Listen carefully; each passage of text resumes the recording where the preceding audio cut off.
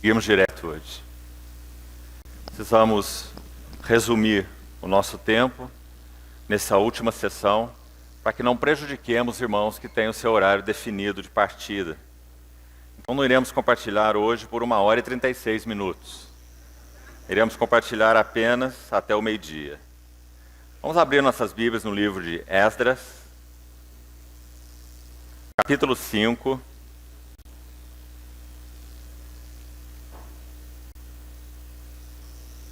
Esdras, capítulo 5, os 2 primeiros versos.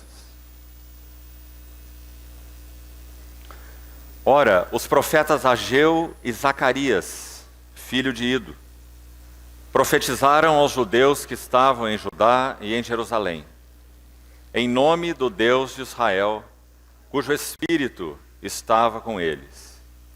Então se dispuseram Zorobabel, filho de Sealtiel, e Josué, filho de Josadaque, e começaram a edificar a casa de Deus, a qual está em Jerusalém, e com eles os referidos profetas de Deus que os ajudavam. Vamos destacar aqui essas duas expressões. E começaram a edificar a casa de Deus, e com eles os referidos profetas de Deus que os ajudavam. Ainda no capítulo 6 de Esdras mesmo, verso 14. Os anciãos dos judeus iam edificando e prosperando em virtude do que profetizaram o profeta Ageu e Zacarias, filho de Ido. Edificaram a casa e a terminaram, segundo o mandado do Deus de Israel, e segundo o decreto de Ciro, de Dario e de Artaxerxes, rei da Pérsia. E então, vamos a um verso no livro de Ageu, livro do profeta Ageu,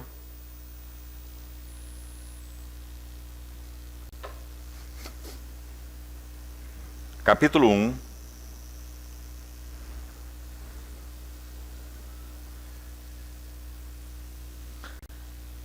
verso 8. Ageu 1, 8. Subi ao monte, trazei madeira e edificai a casa, e dela me agradarei e serei glorificado, diz o Senhor. Queridos irmãos, somos tão agradecidos por esses dias que o Senhor nos tem dado, a Ele, sobretudo, nosso Senhor, sua bondade, a fidelidade dele ao seu nome, a fidelidade dele à igreja, a vida de nossos amados conservos que aqui têm compartilhado a palavra do Senhor, a oportunidade que temos tido de comunhão com irmãos e assembleias entre si, de tantos lugares diferentes. Sabemos que sempre que o Senhor nos reúne, esse não é um tempo formal. O Senhor tem intenção em seu coração sempre, se é que nos reunimos por sua convocação, o Senhor tem interesse de realmente realizar algo nos nossos corações. Nossa expectativa não é de estarmos frequentando encontros. Nosso envolvimento é com aquilo que significa interesses do Senhor em dias de tanta necessidade, realizando então aquilo que realmente Ele tem buscado realizar no seu povo. Não são tempos de aprendizado da palavra por si mesmo, mas tempos em que nos possamos dispor de coração para que o Senhor faça, realize algo em nossas vidas. Do contrário, realmente não teria sentido nós estarmos reunidos com a palavra do Senhor aberta, buscando sua mente, seu coração, porque entendemos então que essa é a sua intenção ao nos chamar.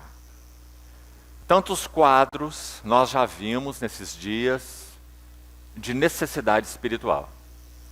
Todos os quadros que foram abordados pelos nossos irmãos nesses dias são quadros de períodos de extrema necessidade espiritual. Os tempos de Malaquias, aqueles tempos ligados ao início da degeneração na história da igreja, a partir do capítulo 5 de Atos, quando aquele primeiro ato que atentou contra a soberania do Espírito Santo ocorreu, nós já vemos, mesmo no livro de Atos, um período de dificuldades, de provas, de lutas, de aflições, de tribulações, atingindo o povo de Deus, que estava numa condição tão viva.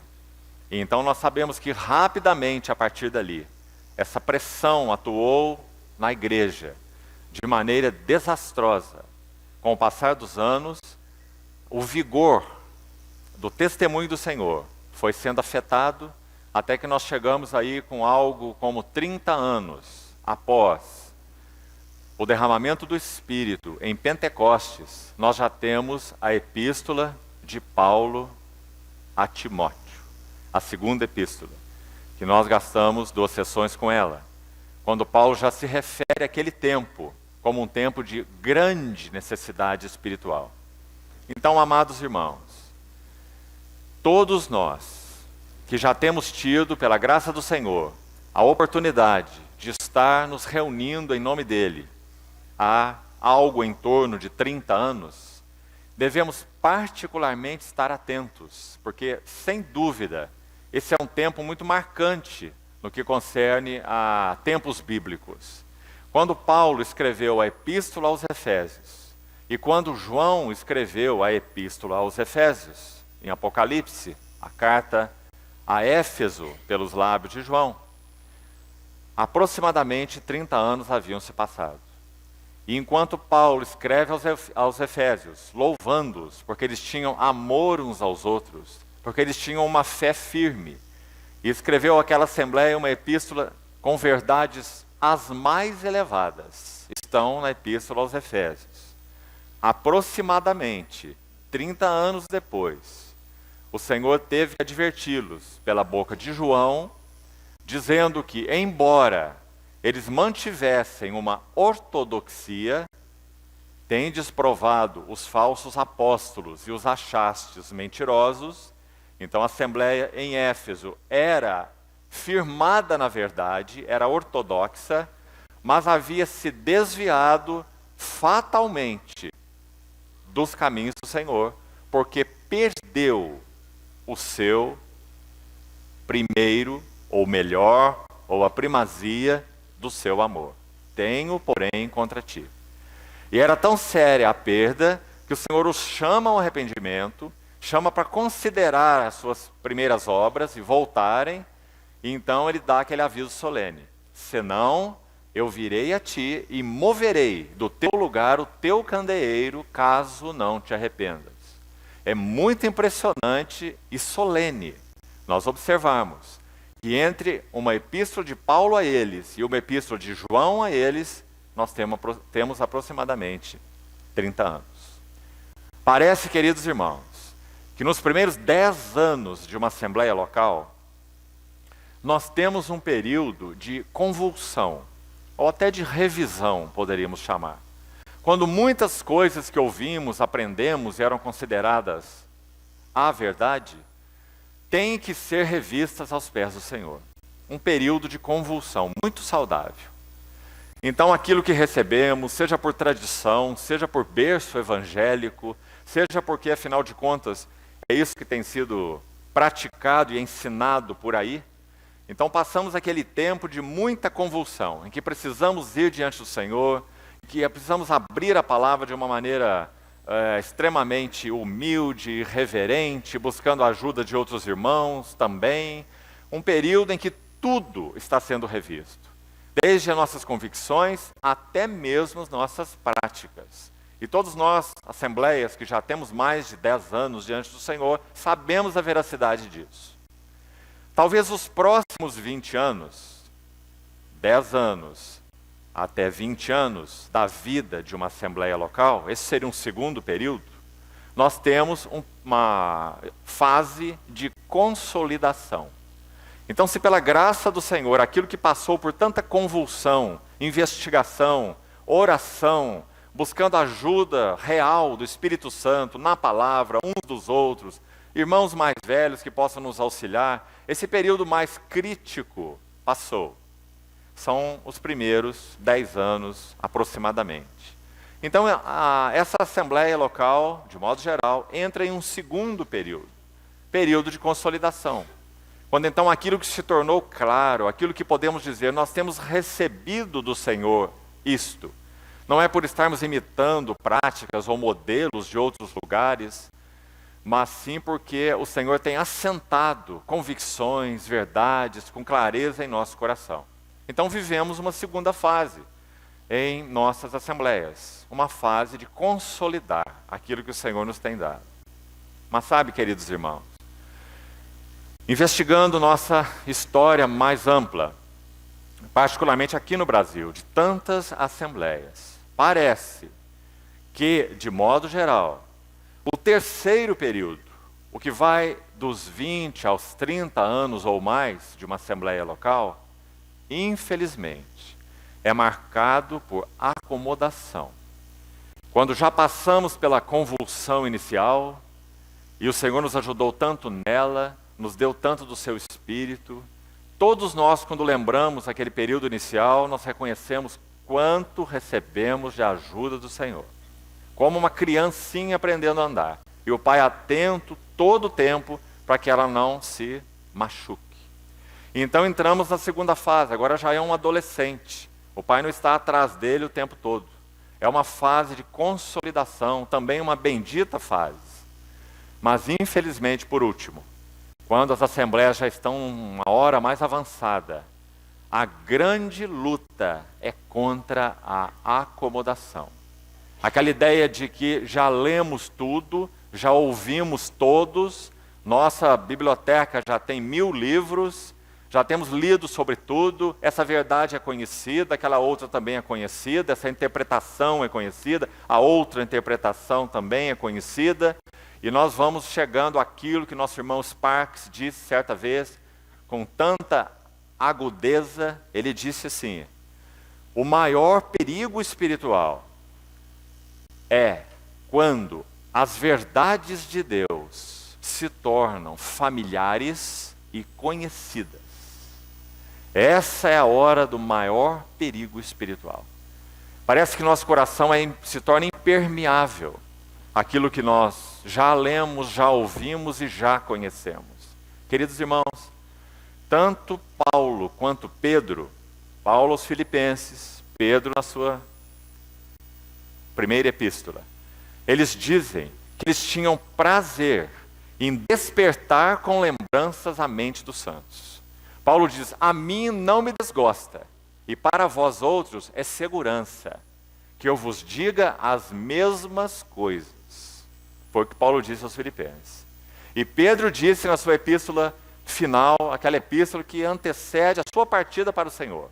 Ele disse: eu escrevo para despertar-vos com lembranças, a vossa mente já esclarecida.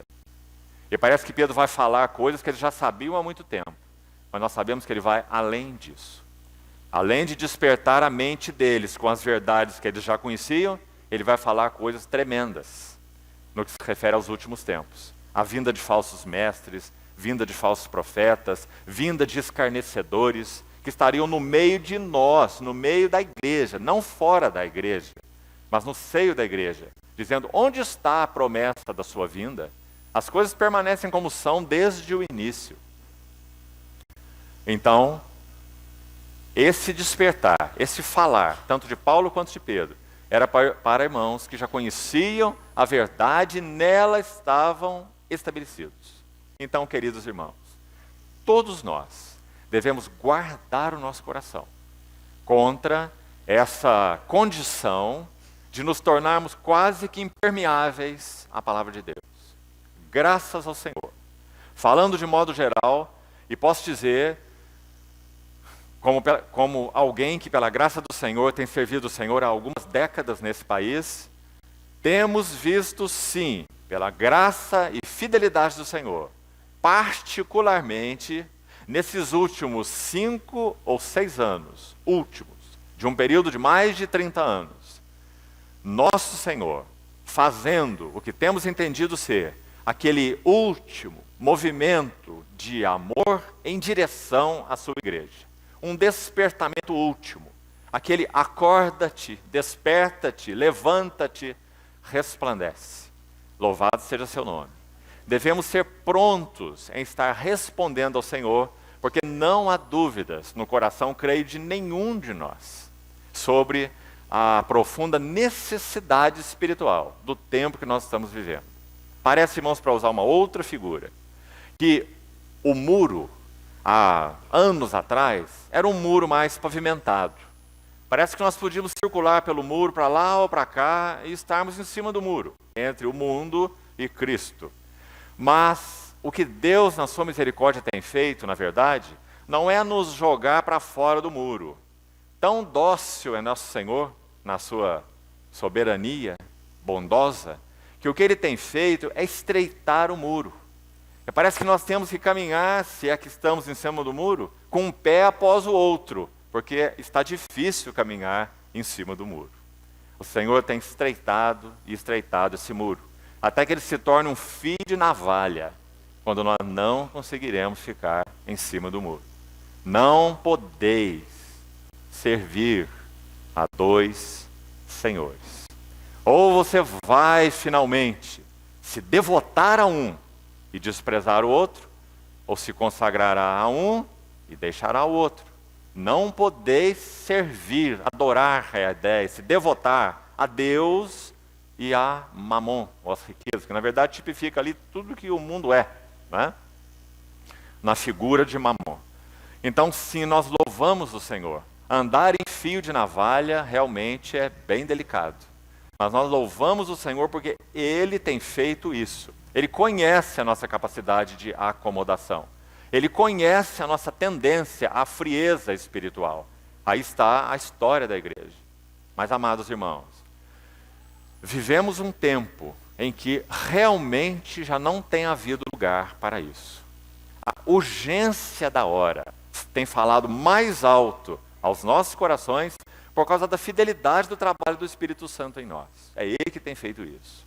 Mostrado a cada um de nós a urgência do tempo que temos vivido.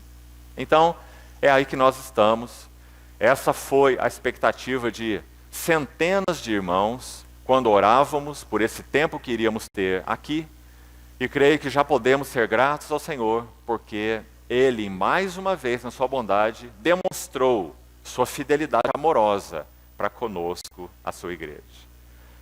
Então, com a ajuda do Senhor, como falamos, buscaremos ser fiéis para que concluamos ao meio-dia e não interfiramos na partida de nossos irmãos que estão com seus horários programados. Então, nesses 55 minutos que nós temos, eu gostaria de fazer uma abordagem panorâmica, objetiva. Não temos aqui intenção de esgotarmos o livro de Ageu, mas nós vamos ao livro de Ageu, os textos que nós lemos. Esdras cita Ageu e também cita Zacarias, está aí os textos que nós lemos. Esdras nos diz, não vamos falar sobre esse contexto histórico, levaria muito tempo, mas o livro de Esdras nos disse que houve um tempo em que a obra do Senhor, preste atenção nesses detalhes, a obra do Senhor, os interesses do Senhor, a casa do Senhor, ela sofreu um processo de paralisação. E foi nesse processo de paralisação, devido, nós vamos ver aqui, qual foi a causa real dessa paralisação. Houve oposição do inimigo, mas esta não foi a causa real da paralisação. Por favor, não perca nenhum desses detalhes. Sofreram uma intensa oposição, está em Esdras 4, mas não foi essa oposição do inimigo que paralisou a obra. Vamos ver já por quê. Então, esse é o tempo. Casa do Senhor paralisada, interesses do Senhor desconsiderados, e a obra do Senhor sofreu então uma estagnação. Essa é a hora. O que Deus fez? Esdras 5, que nós já lemos na introdução. Então o Senhor levantou os profetas Ageu e Zacarias. Havia um decreto real anterior que aquela obra deveria cessar. parar. Então essa obra parou. E também o decreto real não foi o motivo dela parar. Já chegaremos ao real motivo. Então essa obra parou 20 anos. Então, 15 anos. 4 anos eles trabalharam, 15 anos de paralisação. Ao todo, 20 anos desde que retornaram do cativeiro babilônico. 20 anos no total, 4 anos para 5 anos trabalhando, 15 anos de paralisação. Depois desses 15 anos, o Senhor levanta o profeta Ageu e Zacarias, como lemos em Esdras 5. E no capítulo 6, verso 14, se você ainda o tem aí, é dito lá: os anciãos iam edificando e prosperando. Por quê? Em função do que profetizaram os profetas Ageu e Zacarias. O que eu quero dizer com isso? Quando eles retomaram a obra da casa de Deus, ou seja, o seu coração voltou-se de novo para os interesses do Senhor, depois de 15 anos de paralisação, não retornaram a edificar a casa por causa do decreto do rei. Pelo contrário, o decreto anterior, o decreto em vigor, dizia que eles não poderiam mexer com essa obra. Era um decreto para cessar essa obra. Eles voltaram a fazer essa obra. Ou seja, todos eles assumiram uma sentença de morte. Porque o imperador poderia vir sobre eles e dizer: vocês estão desobedecendo um decreto real. Vocês serão exterminados. Mas eles ergueram-se e retomaram a obra em função do que profetizaram Ageu e Zacarias. Não é maravilhoso? O que, segundo o livro de Ageu, fez com que a obra fosse paralisada. Então vamos ao livro de Ageu. Capítulo 1, verso 2. Aí está a causa. Assim fala o Senhor dos Exércitos. Este povo diz: não veio ainda o tempo em que a casa do Senhor deve ser edificada. Percebeu, irmão, a causa? Sofreram oposição? Está lá em Esdras 4. Posteriormente você vai ver. E não pouca. Sofreram uma tentativa do inimigo se infiltrar entre eles. O inimigo dizia assim: deixai-nos edificar junto convosco. Mistura daquilo que é definitivamente de Deus, aqueles que foram chamados da Babilônia, já estudamos isso nesse tempo aí, tantos irmãos já abordaram esse período, e eles tentaram se infiltrar. Deixe-nos edificar junto convosco. Uma infiltração maligna. Então eles responderam: nada tendes a ver conosco nessa edificação. Sofreram acusação. O acusador dos nossos irmãos, o mesmo que os acusa de dia e de noite diante do nosso Deus. Apocalipse. Está lá em Esdras 4. Eles escreveram uma carta de acusação ao imperador a respeito daquela obra. E então ele decretou que a obra fosse paralisada. Toda essa oposição. Mas nada disso Deus menciona pela boca de Ageu. Preste atenção nesse detalhe. Essa oposição nunca os paralisaria, porque oposição nunca paralisou o povo de Deus em vitalidade. Irmãos, a igreja primitiva, naturalmente falando, foi massacrada. E o que disse Tertuliano, como também já foi citado aqui, o sangue dos mártires é a sementeira da igreja. Não é maravilhoso? Um dos imperadores romanos, quando ele via crentes, cristãos, morrerem na arena, sabe qual foi a observação que ele fez? Os cristãos lançados aos leões, ele disse assim: estes cristãos sabem morrer. O que ele quis dizer com isso? Tudo que ele conhecia sobre morte eram pessoas que morriam agonizando, blasfemando, murmurando, na crise da morte. Então ele começou a ver cristãos morrendo na arena. E essa foi a sua observação. Estes cristãos sabem morrer. Inácio de Antioquia, quando ia ser lançado para ser comido pelas feras, foi dito a ele, colocado já na arena pública, e foi dito a ele: você tem a oportunidade de dizer as suas últimas palavras. Inácio, de Antioquia, a assembleia onde Paulo e Barnabé se reuniam. Inácio é um sucessor de Paulo, podemos assim dizer.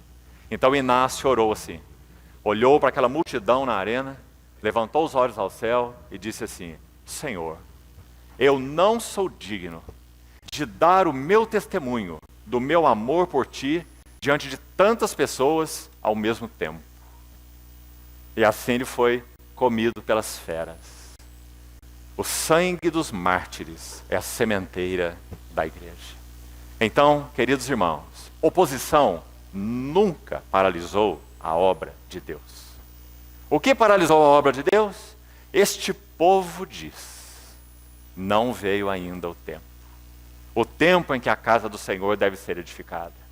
A perseguição veio e eles interpretaram a perseguição. Como eles interpretaram? Se tudo está contra nós, não veio ainda o tempo de ser edificada a casa de Deus. Talvez devamos esperar um outro momento. Estamos sendo muito afligidos. O preço está muito alto. Não veio ainda o tempo. Essa foi sua conclusão. E isso paralisou a obra da casa de Deus. Então o Senhor levanta o profeta Ageu e também Zacarias. Nosso foco aqui é Ageu. Independentemente de qualquer decreto real. Isso não tem nada a ver com a obra de Deus. Autorização de governos ou não autorização de governos. Então se levanta o profeta Ageu. E não fala nada sobre governo nenhum. Ele fala sobre o coração do povo. E diz, esse povo diz, não veio ainda o tempo. E o que mais Ageu diz? Vamos continuar lendo, verso 3.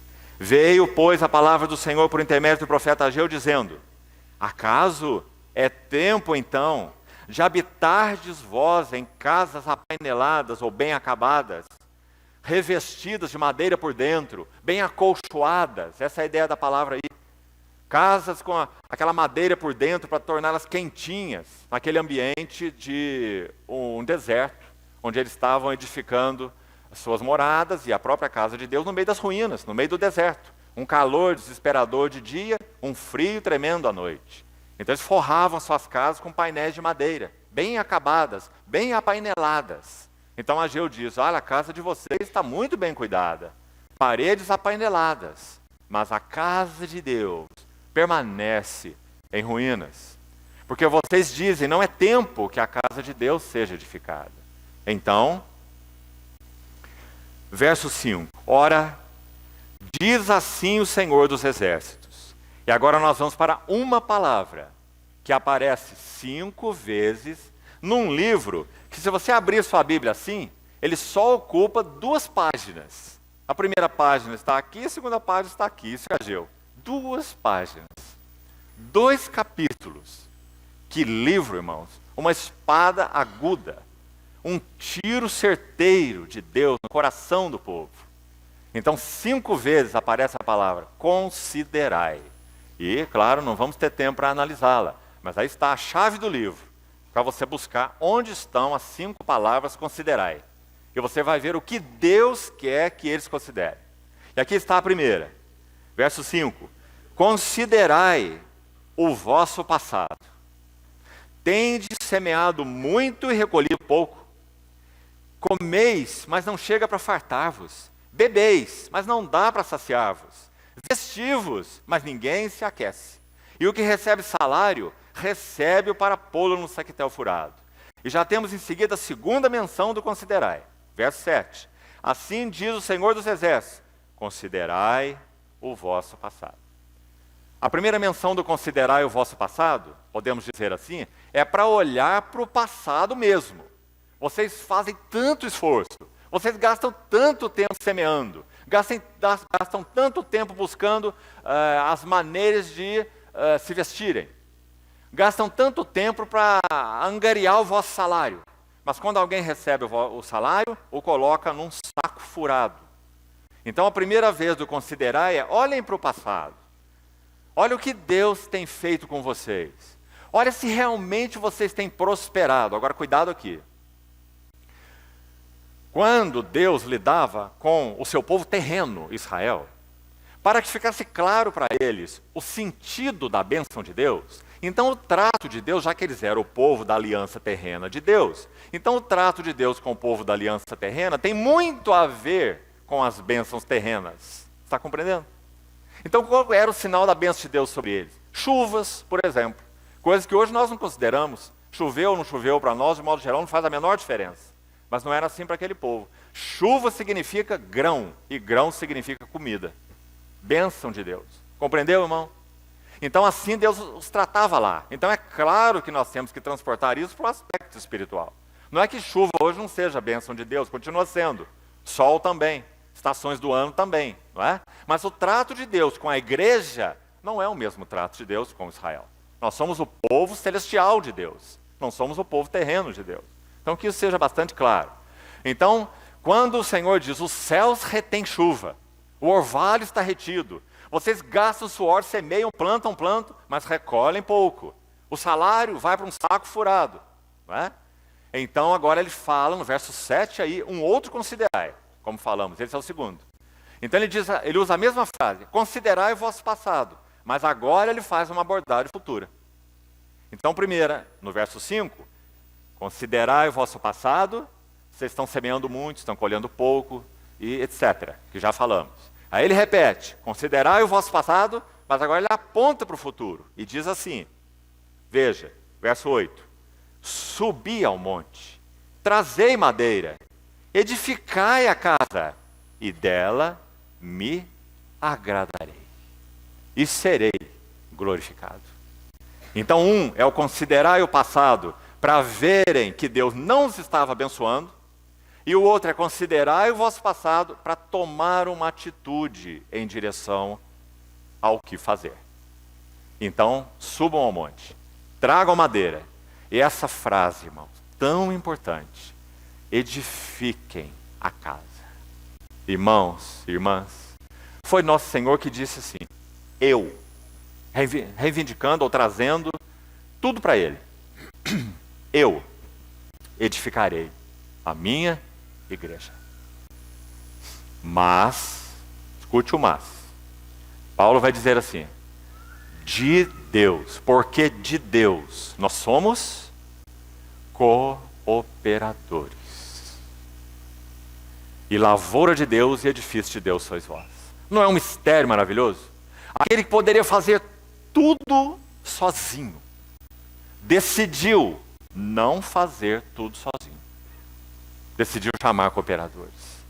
E nós somos, todos nós, sem exceção, somos os seus privilegiados cooperadores. Ele nos chamou para cooperarmos. Quem opera é Ele, mas quem coopera somos nós.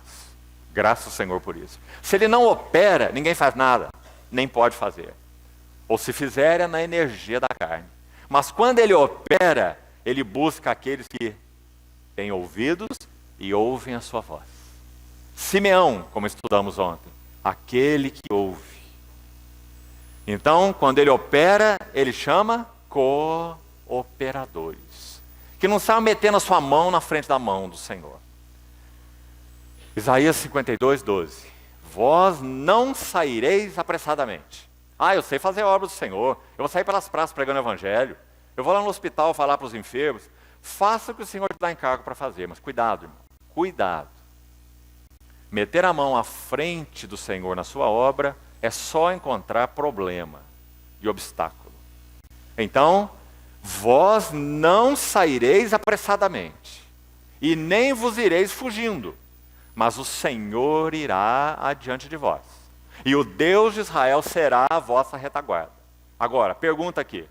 Aquilo que nós achamos que é o que deve ser feito na obra de Deus, se nós achamos que é aquilo que deve ser feito e vamos fazer, isso significa que o Senhor vai adiante de nós? Não. Significa que nós temos que não sejais insensatos, mas procurai compreender qual a vontade do Senhor, no tempo do Senhor e a maneira do Senhor.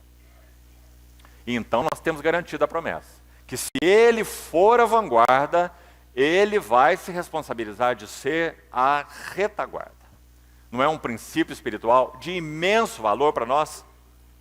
Se você intenta fazer alguma coisa e vai à frente do Senhor, saiba, ele não se responsabiliza em ser a tua retaguarda, porque ele não foi tua vanguarda. Então qual é a nossa necessidade maior? Fala, Senhor, porque o teu servo ouve. Ajude-nos, Senhor, nisso, irmãos. Ajude-nos, o Senhor, nisso.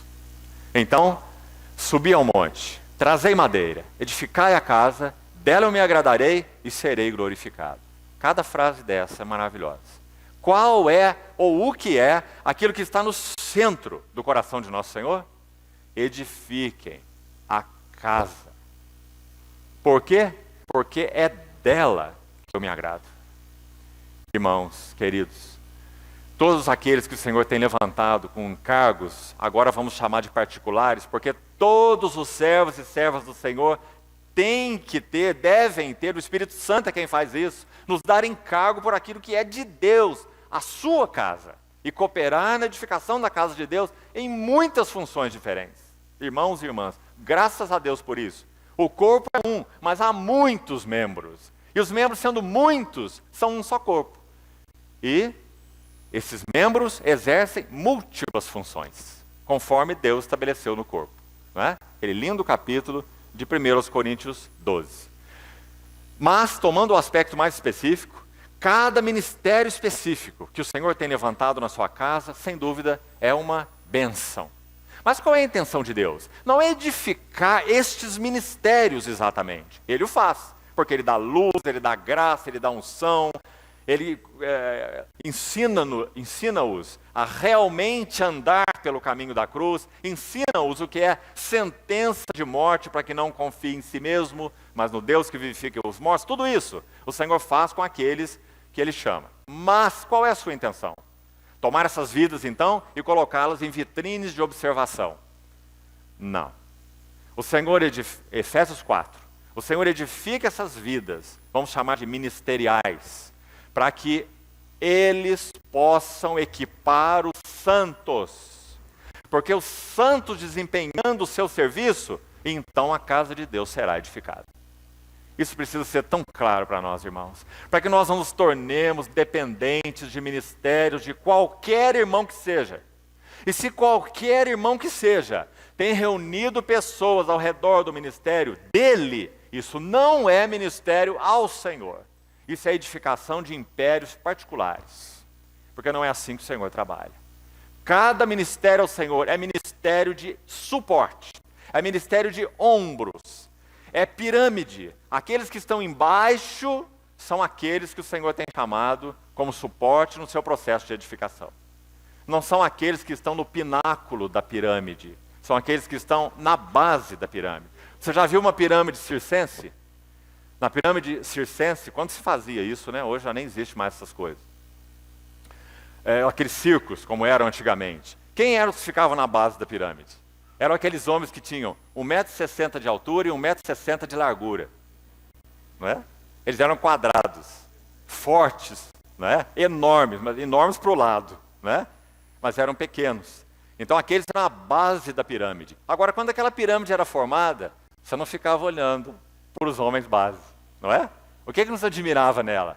Olha aquele indivíduo lá, a altura que ele subiu, como é que ele pôde chegar lá? E quem chegou lá era o mais fraquinho e leve deles. Ele está no topo da pirâmide, porque ele subiu sobre muitos ombros fortes. Era bonito vê-lo subir, não é? Magrelinho, fraquinho, devia pesar 60 quilos. E ele saía escalando aquela pirâmide humana. Ele chegava lá no topo, e todos olhavam para ele. Né? Mas ai dele, se aqueles fortes saíssem da base da pirâmide. Não é assim. Irmãos, é assim que Deus edifica a sua casa. Essa é a maneira dele edificar a sua casa. Qual é a nossa tendência?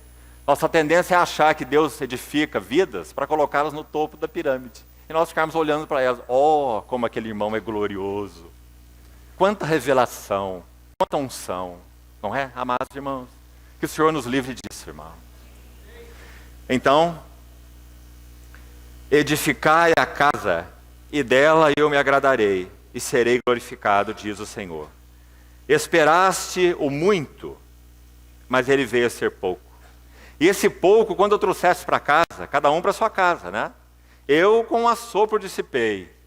Que palavras do Senhor através desse profeta, irmãos. Que maravilha. E ele diz, por quê? Por que eu fiz isso? Não foi o diabo, não. Não é maldição, não. Eu soprei. Eu dissipei as coisas que você tiver tanto esforço para angariar. Por quê? Diz o Senhor dos Exércitos. Por causa da minha casa. Oh, irmãos amados, que ênfase. Deus ama a sua casa. Nosso Senhor Jesus, quando iniciou seu ministério, ele viu aquele horror no templo. E cambistas, porque pessoas, judeus de outras nações, prosélitos, eles vinham adorar no templo, como era a ordem, não é? E eles traziam o dinheiro da sua terra, certo? E quando eles chegaram lá, como é que eles iam servir com um dinheiro que não tinha nenhum significado em Jerusalém? Então os cambistas estavam lá. Essa história de cambista é antiga, irmão. Lá estavam os cambistas, né? Os doleiros da época, né? E eles estavam trocando o dinheiro do povo, para que eles usassem a moeda adequada. Só que eles faziam isso de uma maneira exploratória. Ganhavam dinheiro fazendo o câmbio. Então o Senhor viu os cambistas, o Senhor viu os sacerdotes que aceitavam sacrifícios que eram inadequados para o Senhor. Como Malaquias falou, vocês me oferecem o resto, vocês me oferecem o coxo, o mutilado. Lembra as palavras de Malaquias? E o sacerdote aprovava esses sacrifícios quando uma propina era dada ao sacerdote. E ele aprovava os sacrifícios mutilados, inadequados. Então o Senhor viu tudo isso. O que ele fez em João capítulo 2? Virou as mesas, expulsou os cambistas, desceu calmamente aquele azorrague de cordas, para que nós não achemos que o Senhor é emocional, que o Senhor é intempestivo. Compreende? Calmamente, olhando aquilo tudo e tecendo o seu chicote. Então ele virou as mesas, expulsou os cambistas e disse assim: não façais da casa de meu pai, a casa de meu pai, uma casa de negócios. E então se cumpriu o que está escrito: o zelo da tua casa me consumirá. É maravilhoso, irmãos. E Paulo vai repetir isso assim, em 2 Coríntios 11. Eu zelo por vós, com zelo de Deus. 2 Coríntios 11, 2. Visto que eu vos tenho preparado para vos apresentar como uma virgem pura a um só esposo, que é Cristo. Quem era Paulo? O amigo do noivo, assim como João Batista. Eu vos tenho preparado. Eu não sou o noivo. Eu vos tenho preparado com zelo de Deus para vos apresentar ao noivo como virgem pura para um só esposo. Isso é edificai a casa, e dela eu me agradarei. Queridos irmãos, todas nossas funções seculares, você não precisa deixar o seu trabalho para servir o Senhor, como tantos dizem. Só fazemos isso se há um chamado particular do Senhor e muito pessoal para nós nesse sentido. Mas os nossos trabalhos, nossas funções, vamos chamar de seculares, elas têm que ser algo que gravita em torno do interesse maior do Senhor. E o interesse maior do Senhor é edificar a casa. Nós não temos nada que nós não tenhamos recebido do Senhor. Nada. Nem saúde, nem vida, nem tempo, nem bens, nada. Tudo nós temos recebido do Senhor. Então nós somos mordomos. De tudo. Do nosso tempo, da nossa saúde, mordomia da saúde, mordomia do tempo, mordomia dos dons e talentos, mordomia dos bens. Nós somos mordomos de tudo. E por tudo isso prestaremos contas ao Senhor. Então qual é o propósito de Deus nos dar? Vida, tempo, saúde, bens? A resposta é: edificai a casa, e dela eu me agradarei, diz o Senhor, e serei glorificado. Ah, amados irmãos, que o Senhor resuma nossas vidas a esse seu interesse central. E que então nós trabalhemos exerçamos as nossas funções, estudemos se somos universitários, mas que todas essas coisas girem em torno da única coisa. Por esta causa, como disse Paulo, eu me ponho de joelhos diante do Pai. Que sejamos homens e mulheres de uma única causa, até que o Senhor venha. Como o povo de Deus perdeu esse objetivo, então Zacarias os exorta. Vocês dizem que não é tempo da casa de Deus ser edificada. Verso 10 e 11. Por isso o céu sobre vós retém o seu orvalho, e a terra os seus frutos. Vamos olhar para a cristandade atual. Onde está o orvalho dos céus? Onde estão os abundantes frutos da terra? Olhando o cristianismo de modo geral, são nossos irmãos, todos aqueles que professam o nome do Senhor. Quando nós olhamos para eles, irmãos, para esse quadro, né, nós temos tristeza, espiritualmente falando. Onde está o orvalho do céu? Como nosso irmão falava há pouco na primeira sessão, quando olhamos para as assembleias locais, onde está o orvalho do céu? Onde estão os abundantes frutos da terra? O Senhor tem mantido um céu aberto sobre nossas localidades? Nós temos realmente recebido do Senhor?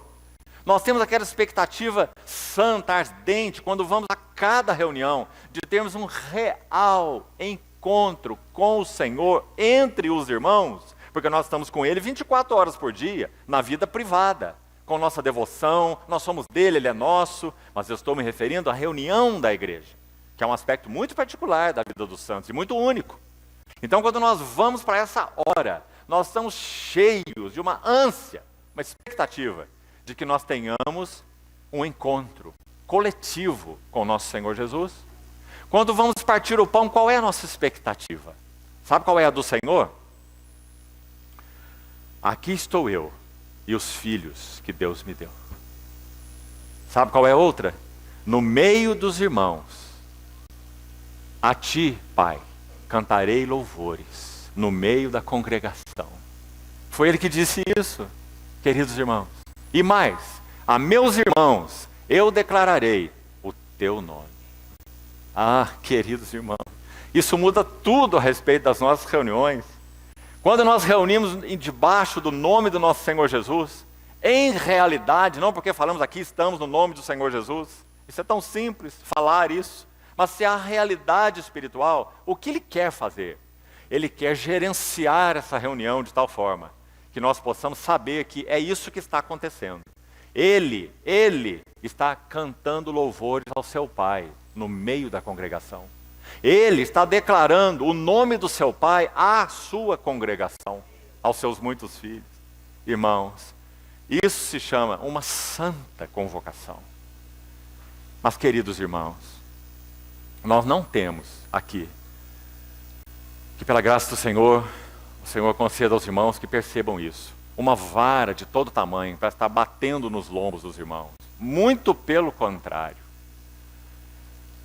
Temos um zelo que arde no nosso coração, em que sejamos acordados, sobretudo, para esse imenso e inegociável amor do nosso Pai Celestial, do nosso amado Redentor, do bendito Espírito Santo, para nos despertar para as necessidades do Senhor nesse tempo, seus interesses. Então, quando nós nos reunimos, vamos investigar diante do Senhor, se isso tem ocorrido conosco. Se não, especialmente nós, os irmãos mais velhos, aqui podíamos incluir até mesmo as irmãs também, nesse sentido. Também as irmãs mais velhas, porque somos mais velhos no Senhor. Que sejamos dispostos a pôr a nossa boca no pó. E dizer, Senhor, por quê? Por que não há um senso vital entre nós de que o Senhor está presente? Por que há tanta música, como é o caso de até algumas assembleias, tanto barulho? Em nossos louvores, adoração, como chamamos, mas muitas vezes tão pouco daquele senso real de que o Senhor esteve no meio de nós. Então nós, os mais velhos, somos os mais responsáveis, queridos irmãos, de colocarmos nossa boca no pó e não nos acomodarmos até que isso seja uma verdade no nosso meio. Que então uma reunião possa se concluir e nós não tenhamos aquela pergunta: o que você achou da reunião? A reunião foi boa, a reunião não foi boa, não é? Mas nós teremos aquele senso íntimo que não precisa nem se falar. E esse senso é: o Senhor de fato está no meio de vós. 1 Coríntios capítulo 14. Mesmo indouto, mesmo incrédulo, se entrar no meio de vós, ele prostrará seu rosto em terra e testemunhará: o Senhor está de fato no meio de vós. Ele nos reúne para isso. Cada reunião normal da igreja. Então, porque isso não é assim, muitas vezes, Ageu está nos dando a resposta. Porque os nossos interesses não estão resumidos aos interesses do Senhor. Seguindo ainda um pouquinho mais. Deixe-me ler o verso 11. Fiz vir a seca sobre vós. Essa questão, eu o dissipei, como nós já lemos no verso anterior. Eu com assopro o dissipei, verso 9. Isso no verso 10. Por isso os céus retêm seu orvalho. Isso no verso 11. Eu fiz vir a seca. Os irmãos estão vendo que são tudo atitude de Deus? Todas elas atitudes de Deus? Seca sobre a terra. E agora ele menciona 3 coisas que vamos destacar: cereal, vinho e azeite. Então, se você abrir o Salmo 104, versículo 15, que interessante, nós vamos ter a interpretação espiritual do que é cereal, vinho e azeite. Salmo 104, 15.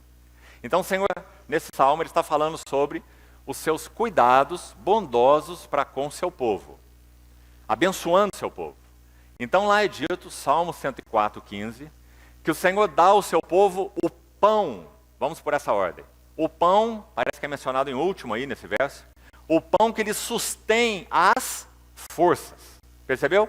Então é muito claro, pão é cereal, é carboidrato, não é? O pão traz vigor para a vida física, não é? O cereal ou o pão lhe sustém forças. Vamos interpretar para o aspecto da relação espiritual da igreja com Cristo, nosso caso. Vigor espiritual, não é? Vigor espiritual. Onde está o vigor espiritual da igreja? Em que nível tem estado? Então eu retenho de vós o cereal, ou vigor espiritual. Por que o Senhor vai reter o vigor espiritual? Porque os nossos interesses não têm sido os interesses do Senhor. Porque o Senhor vai reter o vinho, é outro elemento que estamos vendo aí, e também no Salmo 104, 15. O vinho que alegra o coração do homem.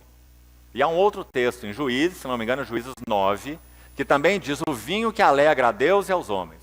Porque vinho, como também nosso irmão mencionou na sessão anterior, vinho fala de gozo. Então tipifica tanto o gozo de Deus quanto o gozo do homem. Os dois gozos juntos. Se há gozo de Deus, há gozo do homem. Se não há gozo de Deus, não há gozo do homem. Né? Então, vinho, gozo. Porque o Senhor está retendo de nós aquilo que Pedro chamou de não vendo o Senhor Jesus agora, mas crendo, nós estamos exultando com uma alegria indizível e cheia de glória. Por que isso nos falta entre nós? Ou pode faltar entre nós? Porque nós não estamos unidos aos interesses do Senhor. E não é muito maravilhoso que Ele faça isso? Irmão, você queria estar cheio de gozo, desligado dos interesses do Senhor? Queria? Então, para que isso não aconteça conosco, porque essa era a nossa tendência, aí está o amado, fiel e amante fiel de nossas almas, produzindo falta de vinho nas nossas vidas. Para que nós saibamos que quando Ele chama alguém a Ele, Ele crava um abismo entre nós e o mundo que é intransponível. Nós nunca mais teremos lugar no mundo. E nos seus prazeres, no seu ambiente, nos seus gozos, nunca mais. Porque entre nós e o mundo entrou o mediador, como nós falávamos ontem. Agora, tudo aquilo que nós tocamos no mundo, nós tocamos através do mediador. Esse é o segredo, para que o mundo não nos corrompa. É tocá-lo através do mediador. Senhor, não é meu. Senhor, eu não possuo. Senhor, não é minha propriedade. Tocamos tudo no mediador. Minha esposa não é minha propriedade. Meus filhos não são minha propriedade. Assim nós os tocamos no mediador. Maravilha, irmãos. Então o Senhor retém o gozo, graças a Ele, para que nós sejamos disciplinados, com essa disciplina amorosa dEle, dizendo, olha, você não vai por aí, você não tem caminho por aí, não tem nada para você aí. Então Ele retém o vinho, o gozo. E terceiro, Ele retém o azeite. E o Salmo 104:15 diz que o azeite faz o quê? Lhe dá brilho ao rosto. Óbvio que o azeite é uma figura do Espírito Santo. E é muito evidente que o brilho ao rosto, a face de Moisés resplandecia. Brilho no rosto fala de testemunho. Então está dizendo, vamos colocar de outra forma então, prestem muita atenção, que o Senhor, nosso Senhor de aliança, baseado na aliança que Ele fez conosco, Ele retira o gozo da igreja. Ele retira o vigor da igreja. E Ele retira o testemunho da igreja. Quando os nossos interesses não estão atrelados aos interesses do Senhor. Colocado ainda de outra forma, a causa de toda estagnação espiritual é não estarmos unidos aos interesses do Senhor. Podemos estar unidos ao interesse de uma obra. Podemos estar unidos ao interesse de um ministério. Mas se não estivermos unidos aos interesses do Senhor, Ele reterá cereal, vinho e azeite. Consideremos essas três coisas diante do Senhor. Porque esse é o caminho para recuperarmos o vigor espiritual, o testemunho espiritual e o gozo espiritual. Graças ao Senhor, porque há caminho. Ele levanta Ageu no meio da ruína, tempos de declínio espiritual. E levanta Ageu para reerguer o seu testemunho. Então, essa é a primeira palavra de Ageu. Temos 15 minutos antes do meio-dia. O livro de Ageu se compõe de 5 palavras.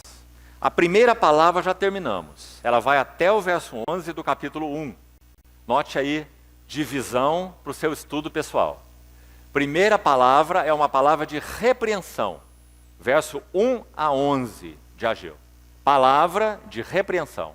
Depois nós temos verso 12 a 15. Segunda palavra. São 5 palavras.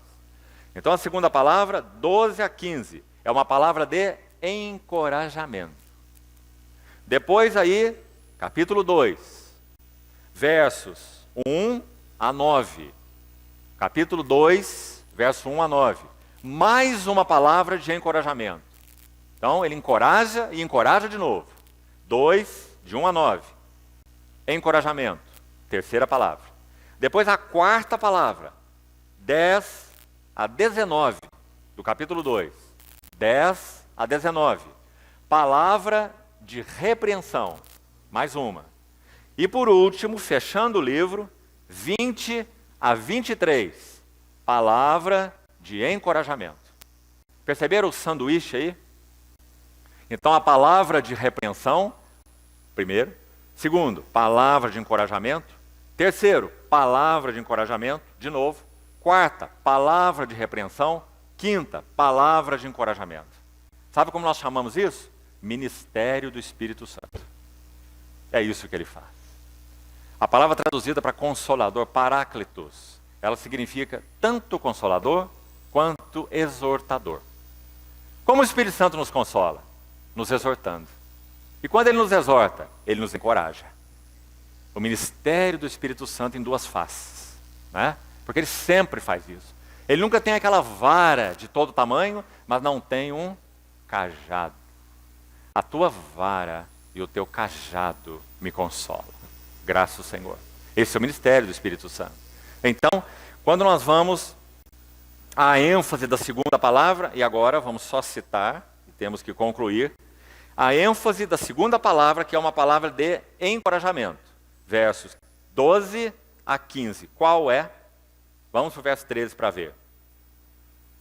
Então Ageu, o enviado do Senhor, falou ao povo segundo a mensagem do Senhor, dizendo, olha qual é a palavra, é só essa, é uma frase. Eu sou convosco, diz o Senhor.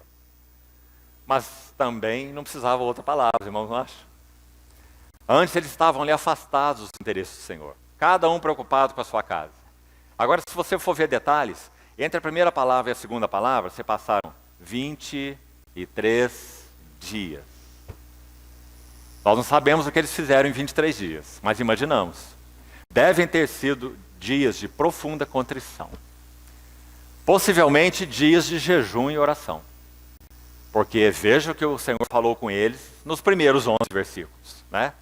Considerai vosso passado, eu é que estou retendo de vocês cereal, vinho e pão, né?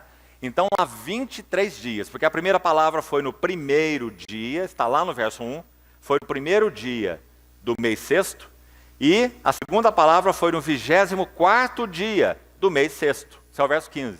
Então tem 23 dias entre uma palavra e outra. Quando o povo de Deus estava fazendo o quê? Considerando. Não foi o que o Espírito Santo pediu pela boca de Ageu? Considerem. Esquece tua casa. Esquece o plantar e colher, o vestir, o aquecer. Considere. Considere. 23 dias. E graças ao Senhor. Qual foi a resposta do povo? Eles se, verso 12, atenderam, parte final do verso 12, atenderam a voz do Senhor, seu Deus. Graças ao Senhor. Então, quando eles atenderam a voz do Senhor, ali está o Senhor. Ah, irmãos, o que nosso irmão compartilhou conosco sobre o filho chamado pródigo, reflete tão bem isso, né? O pródigo estava lá na sua vida, mas o pai não. O pai estava sentado na varanda, olhando ao longe.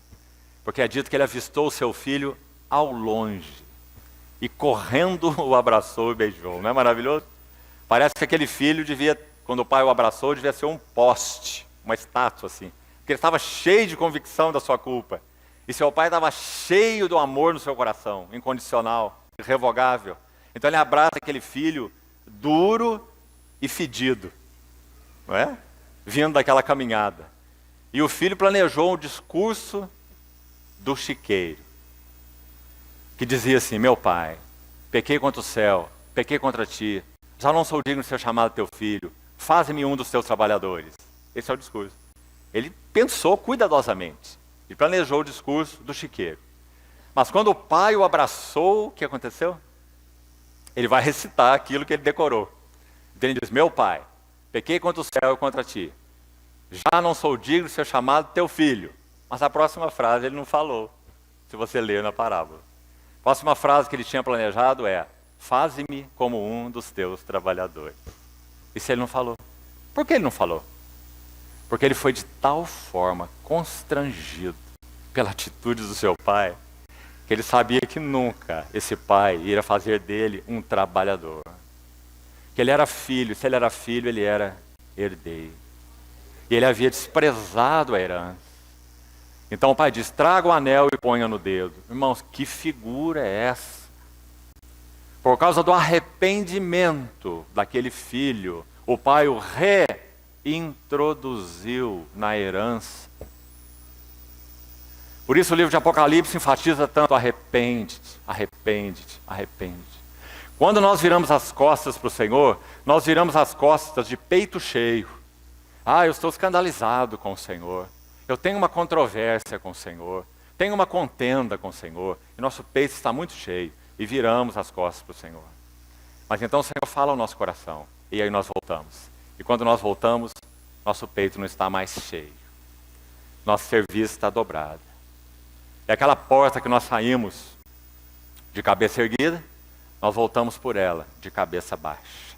Isso se chama arrependimento. Mas esse pai é tão extravagante que ele não quer nem ouvir o discurso do seu filho. E o seu filho não pôde nem falar a última frase. Porque o pai diz, como já nos foi explicado: traga o novilho que está engordado esperando essa hora. Traga os melhores vestidos. E nos ponhamos à mesa para essa festa. Porque esse morto reviveu e esse perdido foi achado. Ah, amados irmãos, nunca será tarde para que nós nos arrependamos diante do Senhor. Nunca, até que Ele venha. Se nós nos arrependemos, Ele nos reintroduz na sua herança. Se nós não temos o coração de Esaú, que diz: de nada me vale esse direito de primogenitura, Eu estou aqui agora morrendo de fome. Isso mostrava o quanto ele estava ligado àqueles interesses terrenos. Mas se não é esse o nosso coração, se nós nos arrependemos e dizemos, Senhor, quão difícil tem sido para mim. Quantas vezes tem caído nos mesmos pecados. Como eu tenho sido perseguido por essa alma violenta que eu tenho. Quão grossa essa casca que envolve o meu espírito. Essa alma que não permite que esse espírito seja liberado. Uma casca grossa. Senhor, por tua misericórdia, quebranta-me. Quebra essa casca, Senhor.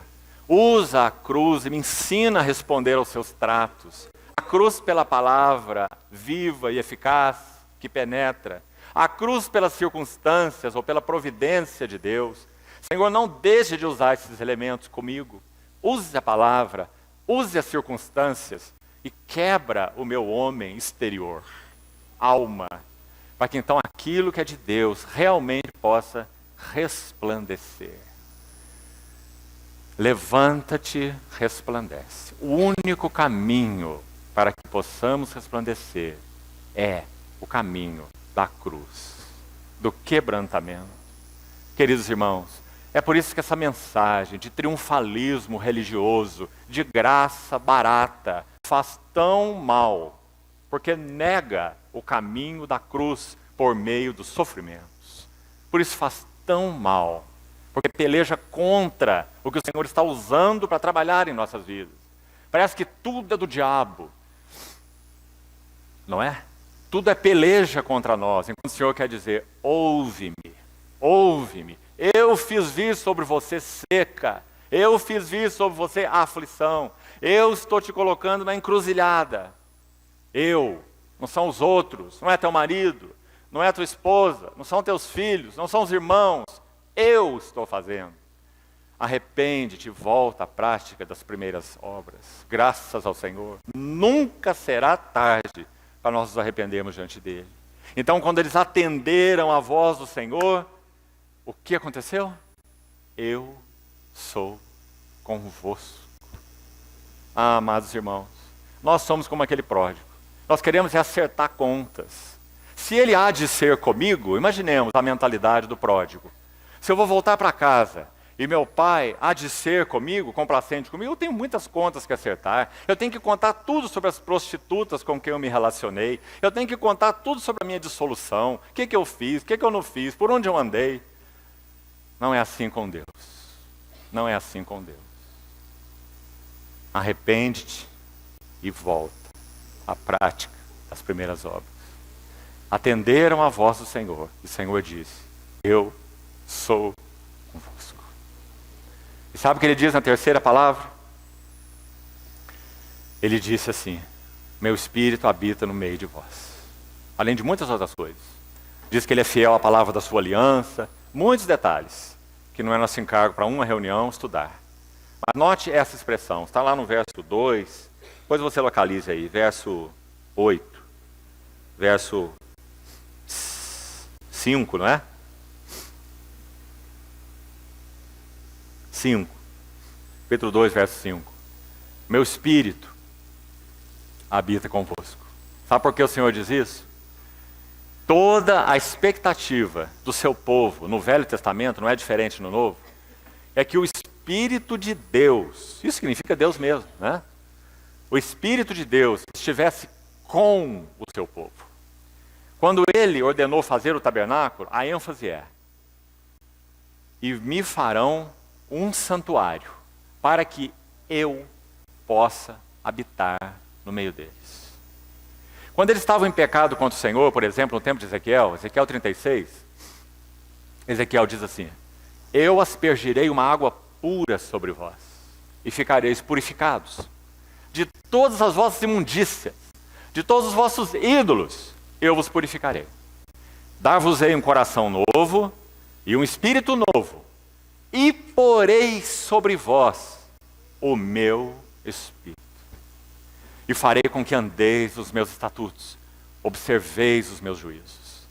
Então toda a ânsia, a expectativa do povo era essa. Então por isso o Senhor a renova nessa terceira palavra aqui, que vai do verso 1 até o verso 9, do capítulo 2 de Ageu, ele reforça essa palavra. dizendo: o meu Espírito habita convosco. Como lemos aí. A palavra da aliança, verso 5, que eu fiz convosco, quando saístes do Egito. O meu Espírito habita no meio de vós. Não temais. Irmãos, eles tinham 15 anos de negligência para confessar. Não é? 15 anos de negligência. Mas quando eles atenderam a voz do Senhor, imediatamente o Senhor disse para eles: eu sou convosco. Ali já lemos na segunda palavra. Na terceira palavra, eu sou fiel à palavra da minha aliança, diz o Senhor, já lemos aí. E o meu Espírito habita no meio de ti. Que maravilha, irmão. É o nosso Senhor. Como um pai observando aquele filho desajeitado, com quedas para lá e quedas para cá, mas que, de alguma maneira, não quer aceitar o suporte, a ajuda, o conselho, a graça, o cuidado do pai. Eu posso comigo mesmo. Eu sei andar. Eu me basto. Eu me supro. Né?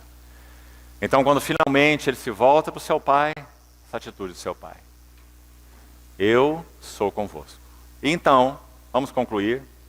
Temos 2 minutos. Há duas menções apenas em Ageu sobre esse tema: farei abalar a terra e o céu. Todos os dois estão no capítulo 2. Um está ali no verso 8 e 9, o outro está lá no final, nos últimos versos. E nós vamos concluir mostrando aqui qual é a diferença, rapidamente. A primeira vez que o Senhor diz: farei abalar os céus e a terra, leia depois o contexto, você vai ver que tem a ver, por favor escute, para encerrarmos, tem a ver com a introdução da glória de Deus na casa de Deus. Eu farei abalar céus e terra, e eu encherei de glória esta casa. Como temos visto desde o início, onde estão os interesses do Senhor? Sua casa. Então eu vou fazer abalar terra e céu, e eu encherei de glória essa casa. Agora, a segunda menção, Ageu diz a mesma coisa. Então é muito importante nesse livro tão pequeno. Eu farei abalar céu e terra. Está lá no final do capítulo 2. Mas olha agora o que ele diz: e eu farei de Zorobabel um anel de selar. Zorobabel, segundo Zacarias 4, é um tipo preciso de Cristo. Porque Zorobabel é aquele que lançou os fundamentos da casa e é quem vai lançar a pedra de remate. Com Zorobabel a obra começou, com Zorobabel a obra ia terminar, no sentido do templo. Depois viria Esdras, Neemias, outros fatores. Mas no sentido da casa em si, começou com Zorobabel, terminaria com Zorobabel. Eu edificarei a minha igreja. Zorobabel é um tipo claro de Cristo. Então quando Ageu diz, claro, Cristo ainda não estava ali, isso é profético, estava ali Zorobabel, uma figura de Cristo. Então é dito pela boca de Ageu: eu farei de Zorobabel o meu anel de selar. Irmãos, isso tem tanto significado com relação a Cristo. Significa que o Senhor ainda fará uma vez mais. Leia depois, por favor, anote aí, Hebreus 12, os últimos versículos de Hebreus 12, e você vai ver o autor de Hebreus interpretando isso que estamos falando. Ainda uma vez por todas eu farei abalar, não somente a terra, mas também o céu. Essa é a palavra de Hebreus. Abalar a terra está muito claro, convulsão da criação. Estamos vendo aí, cada dia a convulsão aumentar. Convulsão da criação, não é, irmãos? Então farei abalar não somente a terra, e o Senhor já está fazendo, mas eu farei abalar também o céu. O que isso significa? As realidades chamadas espirituais ou celestiais. Isso quer dizer, nada que tenha o nome de espiritual ou de celestial, que não tenha uma relação real com Cristo, permanecerá de pé. Nada. Ele irá derrubar todas as coisas que são pretensamente espirituais ou pretensamente celestiais. Ele vai abalar os céus. E Hebreus vai explicar por quê, o autor de Hebreus. Para que as coisas que não podem ser abaladas permaneçam. Não é maravilhoso, irmãos? Então é isso que o Senhor está fazendo nos nossos dias. Nós queremos explicação para a convulsão espiritual da igreja? Está aí. Eu farei abalar.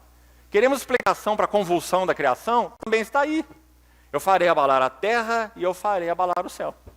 É hora da convulsão da criação e é hora da convulsão espiritual. Porque o Senhor quer passar sua peneira e separar a casca do grão, para que aquilo que é permanente permaneça. E o que não é permanente, caia por terra. Então, queridos irmãos, aqui terminamos. Que ouçamos mais essa exortação e esse encorajamento de um profeta dos tempos de declínio espiritual, Ageu. Estude esse livro e que o Senhor continue falando aos nossos corações. Amém. Vamos orar.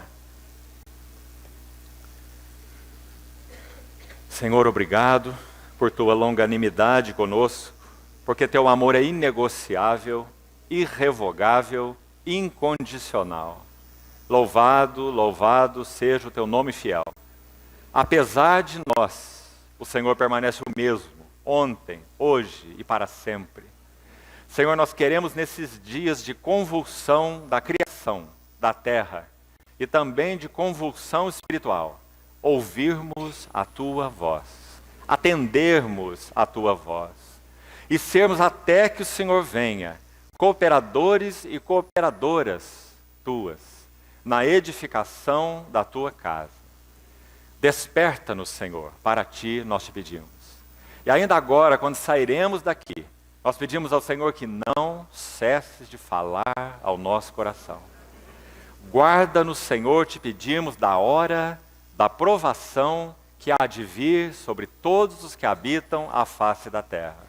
Guarda-nos, Senhor, porque sabemos que somos teus e queremos ser aquele seu tesouro particular, aquele memorial escrito diante do Senhor. Por tua misericórdia nos faz estar nas fileiras do remanescente fiel. Nós te pedimos, em teu precioso nome. Amém, Senhor.